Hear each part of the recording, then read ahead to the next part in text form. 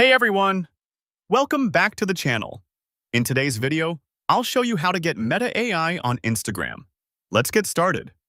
First, open your App Store or Google Play Store and make sure your Instagram app is updated to the latest version. This is necessary to see the Meta AI feature. Open Instagram and go to DM Launch Instagram and tap the Messages icon to open your Direct Messages DM section. At the top of the DM inbox, you should see a search bar. Type Meta AI here. If the feature is available in your region/account, a Meta AI profile will appear. Tap it to start chatting. Once you open Meta AI in chat, you can ask questions, get caption ideas, generate creative content, and more. Just type and send your prompt. If you don't see Meta AI yet, it might not be rolled out to your account/region yet. That's it. If found this video helpful, don't forget to like, subscribe, and hit the bell icon for more practical tips.